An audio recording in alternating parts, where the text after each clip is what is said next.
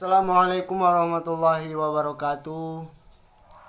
Baiklah, saya dari kelompok 3 akan menjelaskan tentang Mu'tazilah. Secara harfiah, Mu'tazilah berasal dari i'tazala, berarti berpisah atau memisahkan diri.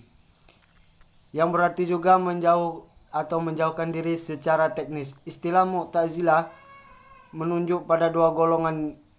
Golongan pertama selanjutnya disebut Mu'tazilah 1. Munculnya sebagai respon politik murni. Golongan ini tumbuh sebagai kaum netral politik, khususnya dalam arti bersikap lunak dalam mengenai pertentangan antara Ali bin Abi Thalib dan lawannya, terutama Muawiyah, Aisyah, dan Abdullah bin Zubair. Golongan kedua selanjutnya Mu'tazilah 2. Munculnya karena mereka berbeda pendapat dengan golongan Khawarij dan Murji'ah tentang pemberian status kafir kepada orang-orang yang berbuat dosa besar. Pemberian nama Mu'tazilah ada beberapa versi. Salah satunya adalah berpusat pada peristiwa yang terjadi antara Wasil bin Atas serta temannya Amr bin Ubaid dan Hasan bin Al-Basri Basrah. Ketika Wasil mengikuti pelajaran dari Hasan Al-Basri, datang seorang bertanya mengenai pendapat Hasan Al-Basri tentang orang yang berdosa besar. Mu'tazilah sebagai sebuah aliran teologi memiliki akar dan produk pemikiran tersendiri. Yang dimaksud akar pemikiran di sini adalah dasar dan pola pemikiran menjadi landasan pemahaman dan pergerakan mereka. Sedangkan yang dimaksud produk pemikiran adalah konsep-konsep yang dihasilkan dari dasar dan pola pemikiran yang mereka yakini tersebut. Mu'tazilah ada kelompok yang mengadopsi faham Qadariyah, yaitu faham yang mengingkari takdir Allah dan menjadikan akal rasio sebagai satu-satunya sumber dan metodologi pemikirannya. Dari sinilah pemikiran Mu'tazilah berakar dan melahirkan berbagai konklusi teologis yang menjadi ideologi mereka, yakni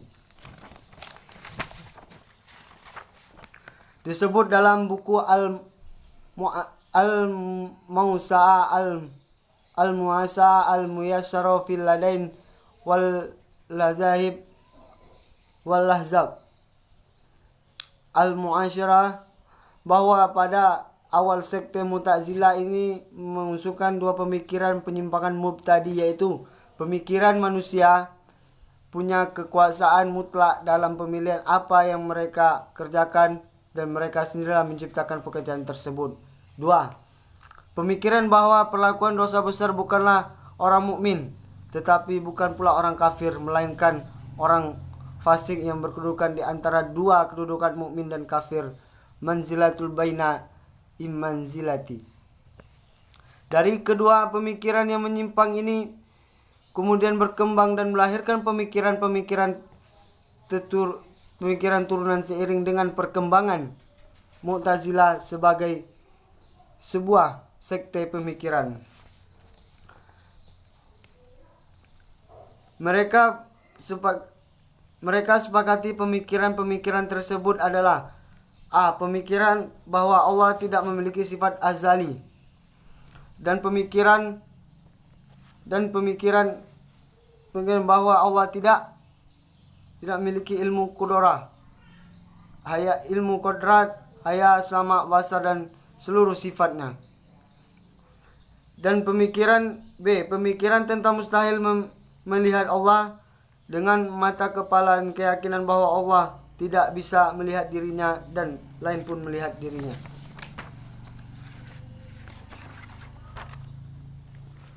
Pemikiran tentang kebaruan hadis kalamullah yang baru-baru, perintah larangan khabar, yang kemudian kebanyakan mereka mengatakan bahwa kalamullah adalah makhluknya.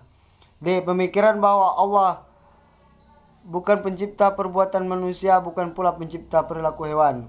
Pemikiran bahwa orang muslim yang fasik berada dalam suatu manzilah di antara dua manzilah mukmin dan kafir, manzilatun baina manzilataini. Inilah alasan mereka disebut Mu'tazilah. Pemikiran bahwa segala sesuatu perbuatan manusia yang tidak diperintahkan oleh Allah atau dilarangnya adalah suatu yang pada dasarnya tidak Allah kehendaki.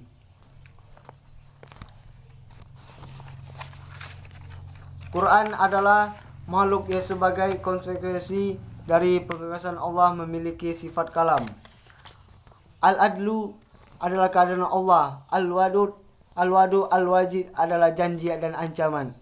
Al-manzilah bainal manzilataini, tempat di antara dua tempat. Amar ma'ruf nahi mungkar, mengajak kebaikan dan mencegah kemungkaran.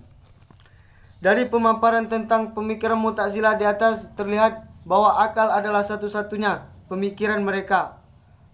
Oleh karena itu terkenalah bahwa Mu'tazilah adalah pengusung teologi nasionalis.